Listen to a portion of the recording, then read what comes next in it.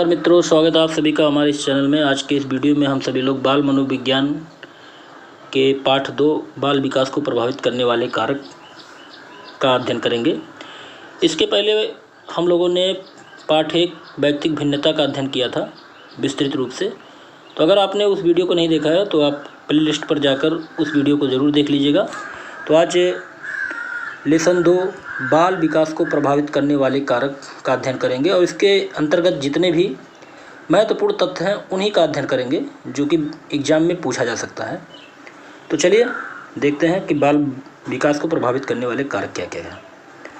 तो सबसे पहले बात करते हैं वंशानुक्रम।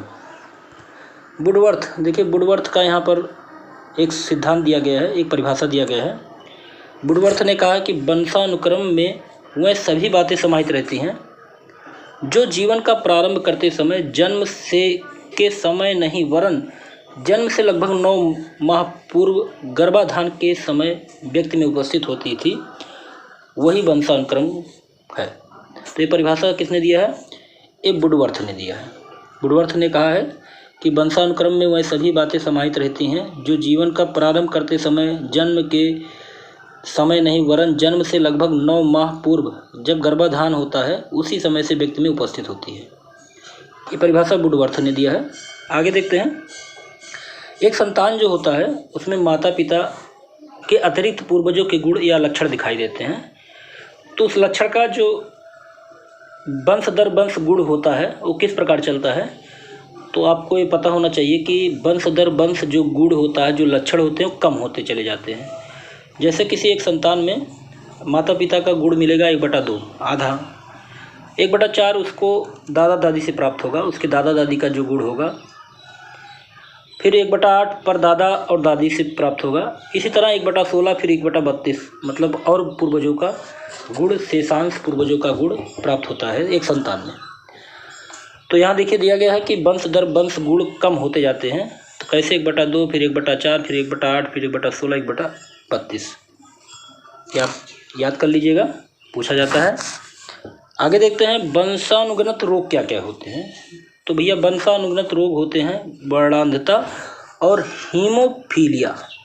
ये 2 रोग जो हैं वो वंशानुगत हैं। अगर वंश किसी परिवार में वर्णांधता है तो वर्णांधता उस परिवार में रहेगी। चलिए अगला देखते हैं, लाल और हरा रंग का भेद कौन नहीं कर पाता है। तो जो वर्णांधता के रोगी होते हैं जिनको कलर विजन होता है वो लाल और हरे रंग का भेद नहीं कर पाते हैं। आगे देखते हैं वंशानुक्रम की इकाई क्या होती है। तो वंशानुक्रम की इकाई जीन होती है। ये वेरी इंपॉर्टेंट है, इसको आप ध्यान से याद कर लीजिएगा। वंशानुक्रम की इकाई क्या होती है? जीन। दूसरा है विकासवादी सिद्धांत का समर्थक कौन था। तो विकासवादी सिद्धांत का समर्थक लैमार्क थे।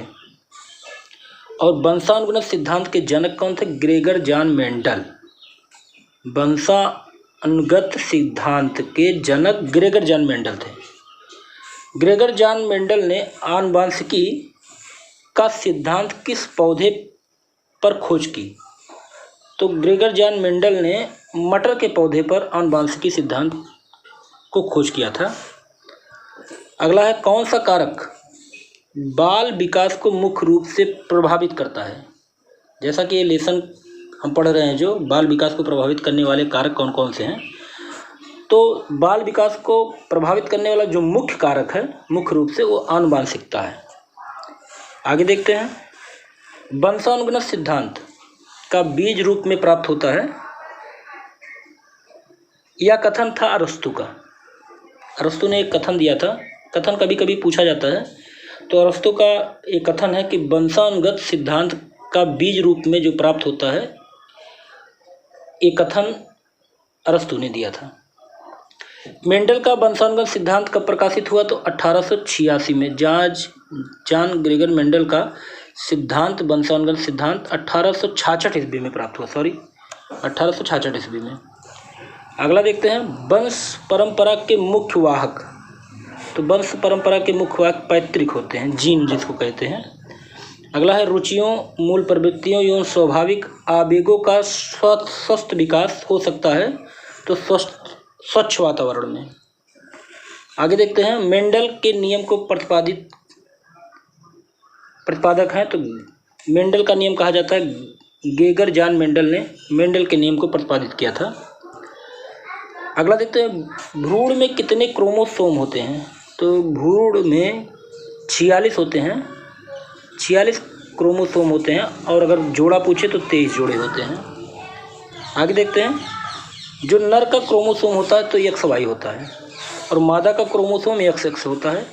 आपको पता होगा, जब XY मिलता है क्रोमोसोम तो लड़का पैदा होता है, और जब XX गुणसूत्र मिलते हैं तो लड़की पैदा होती है।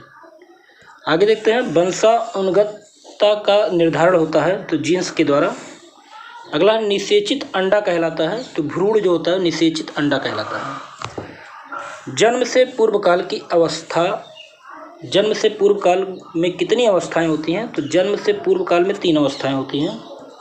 आगे देखते हैं, सबसे छोटी कोशिका कौन सी है? तो सबसे छोटी कोशिका अगर पूछी जाती है तो शुक्राणु है। आगे, सबसे बड़ी कोशिका कौन सी है? तो सबसे बड़ी कोशिका होती है ओवम या अंडा। भ्रूण काल होता है 2 से 8 सप्ताह, जो होता है वो भ्रूण काल होता है। आगे देखते हैं, मुस्लिम काल में प्रारंभिक शिक्षा किस में दी जाती थी? तो मकतब में दी जाती थी। इस समय शिक्षा संविधान की किस सूची में, वेरी इंपॉर्टेंट है, समवर्ती सूची में शिक्षा के वर्णन किया गया है। 3 सूचियाँ हैं, समवर्ती सूची, राज्य सूची और केंद्र सूची। तो शिक्षा संविधान के किस सूची में है? समवर्ती सूची में है। आगे देखते हैं, शिक्षा में सर्वाधिक जटिल समस्या क्या है? तो शिक्षा में सर्वाधिक जटिल समस्या प्राथमिक शिक्षा की है।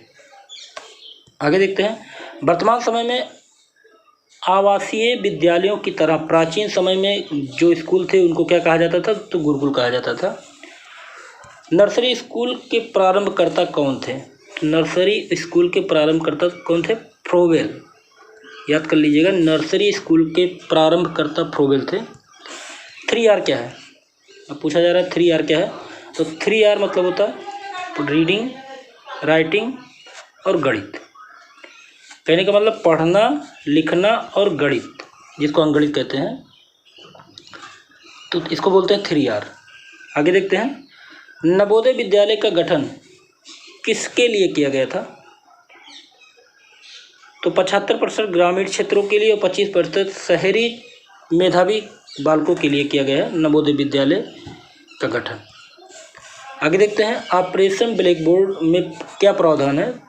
तो ऑपरेशन ब्लैक बोर्ड शिक्षा से संबंधित है, 2 शिक्षक 2 कमरों का। आगे देखते हैं, ऑपरेशन ब्लैक बोर्ड संबंधित है तो प्राथमिक विद्यालयों में न्यूनतम सुविधाओं से। तो ऑपरेशन ब्लैक बोर्ड प्राथमिक विद्यालयों में न्यूनतम सुविधाओं से संबंधित है।